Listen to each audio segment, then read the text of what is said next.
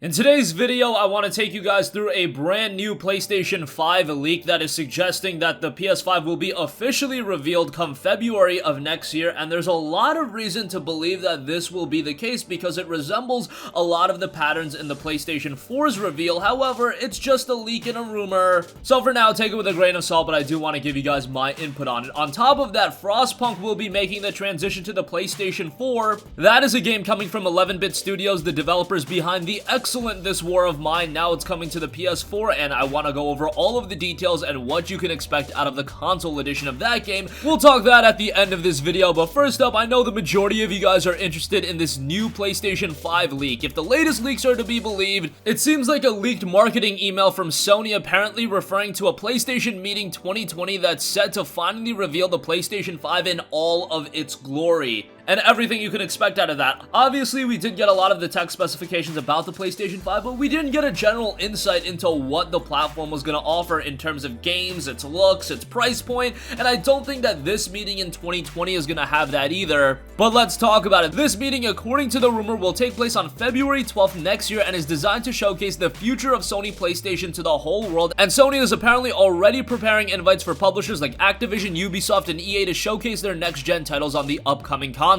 Now, of course, again, the PlayStation 5 has already been confirmed. We know that Sony is hard at work on it, and we know it's going to be a massive improvement on top of the PlayStation 4. We've got a lot of details about the specifications, which we've gone over in detail quite a bit, and it is expected to be released in holiday 2020. At this event, I imagine we would see a lot of gameplay footage and an overall view of how Sony is viewing the future of console gaming and the PlayStation 5 as a whole. Let me remind you guys, going back to February of 2013, why I find this to be so believable is because they did the exact same thing with the PlayStation 4 in 2013. I remember February of 2013, they held that conference, they showed off Killzone Shadowfall, I believe they showed off Drive Club, Infamous Second Son, a couple of other games were probably shown as well. At that event, we didn't see the box, nor did we hear an official price point, so I don't know if those elements are going to be a part of this meeting. Rather, we heard about that come a few months later at E3. Of course, Sony took off from E3 this year. Many were speculating, myself included, that the reason being is because they're prepping up a lot of stuff on the PlayStation 5 and they're not ready to reveal that quite yet.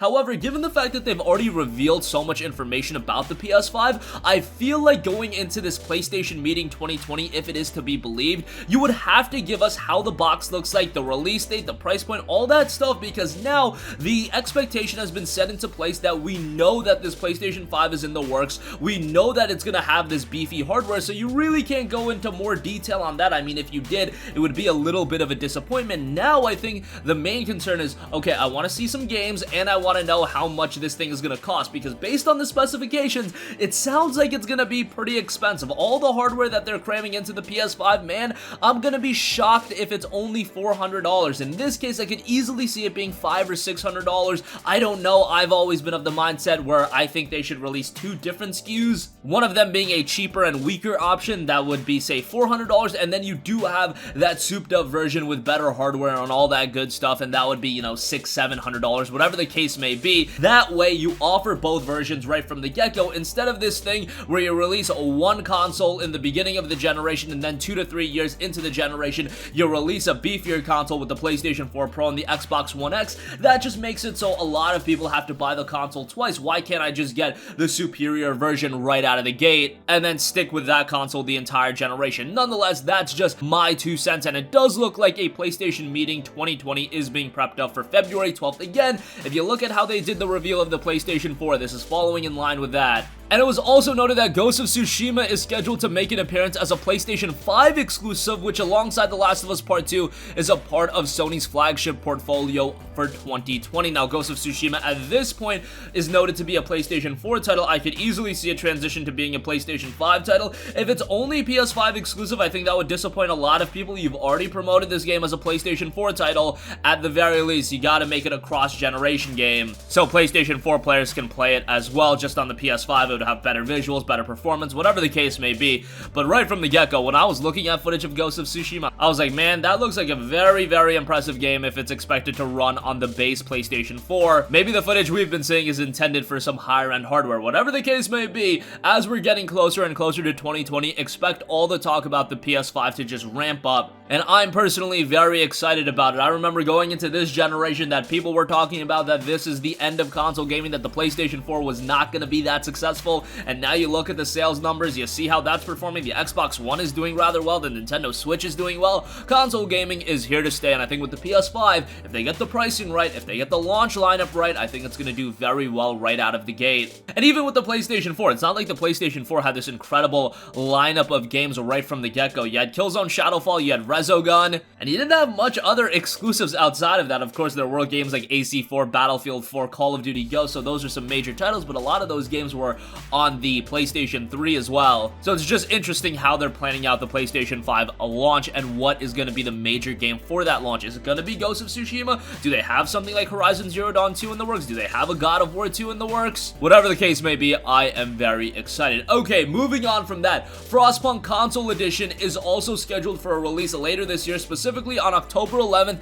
and it includes all of the previous free updates from the PC version. Now, that is very important because Frostpunk at launch actually was kind of a bare bones experience on PC. I played quite a bit of it because I was such a big fan of This War of Mine, and it was a very good game. I really dug the premise. I really liked the dark atmosphere the game had in place. However, it did lack some content, but with this version, you've got all of the free updates from the PC version, including the Fall of Winter Home. That is an additional scenario. On top of that, you've got additional customization options, difficulty settings, which is great, and balance tweaks. Additional content updates are also planned for release in the future. Here's an overview of the console version from 11-Bit Studios. Frostpunk Console Edition is a society survival game where heat means life and every decision comes at a price. Presenting complex strategic gameplay, demanding challenges, and rich story, Frostpunk extends its unmatched survival experience to consoles. Adapted for consoles with revised controls and adjusted mechanics, Frostpunk Console Edition allows you to fully test your tactical prowess on the frozen wastelands. Now, it is very interesting because Frostpunk is definitely a game that's designed with PC in mind, so to see how this game transitions to the PlayStation 4 and the DualShock 4 controls, that'll be very interesting. As long as they nail that, I think it can turn out to be very good. If you don't know what the game is, it's a gritty simulation of society survival in a frozen post-apocalypse. The BAFTA-nominated Frostpunk was a bestseller of 2018 and multiple award winner in its genre, offering players a complex strategic challenge alongside a rich narrative featuring an alternative take on the 19th century industrial revolution. Frostpunk weaves a story of how our planet mysteriously freezes, putting an end to civilization as we know it and forcing human race to adapt to the harsh conditions. As the leader of possibly the last civilized society on Earth, you're going to build the city your survivors live in, discover new technologies, explore frozen wastelands, and more importantly, manage and rule society to prepare it for life in an unforgiving world. Whether you're an enlightened ruler or an iron-fisted tyrant, you'll discover choices in the world that aren't as easy as they seem, and really how you rule this world is completely up to you. As it mentions, you can be a tyrant, you can look after the safety of all of your people. There are a lot of decisions to be made, and a lot of the decisions are very, very hard to make, and honestly, a little bit emotionally gut-wrenching. I think Frostpunk was a great game on PC, and I'm excited that more people are going to be able to experience this game come October 11th when it drops on PS4. I know it's not going to be a game that's going to be up everyone's alley just based on the playstyle, and I know that it's a game that maybe not everybody's going to pick up at day one, especially with all of the other major games releasing right around the same time, but I do think Frostpunk Console Edition is going to be a high-quality game, and one of the standouts of the fall. If you don't pick it up right away, keep it on your wish list, maybe down the line when it's on sale, because I imagine it's going to release at $30 or $40. If you want to pay, say, south of $20, $15 or $20, say $15, I think at that point it would be a really good buy. And again, it just offers very emotional, very gripping gameplay and a lot of decision making that is heart-wrenching at the same time. So a lot of great stuff here, and there's an endless mode that is in the game as well that offers new maps, game modes, mechanics, and allows you to dive into the Frostpunk experience deeper than ever before. And you'll have to establish a lot of laws for your civilization throughout the game, so definitely give that a look. Again, that drops October 11th with all of the previous free updates from the PC version, so you're getting that very good version, and updates for the game are also being planned to release in the future. That's gonna conclude conclude this video. Let us know all of your thoughts. What do you think about the PlayStation 5's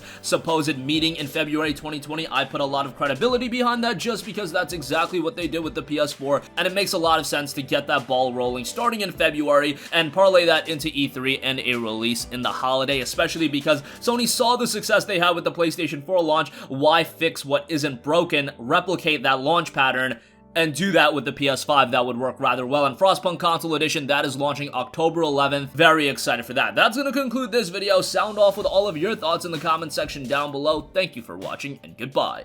Hey guys, we hope you enjoyed the video, and if you did, make sure to hit the subscribe button, and if you're already subscribed, do us a favor and hit the bell icon. This way you'll be notified whenever we post a new video. That's the best way to keep up with all of our uploads, and we usually try to upload 2 videos a day. And with the bell icon hit, you'll be notified whenever we do upload a video. As always, thanks for watching.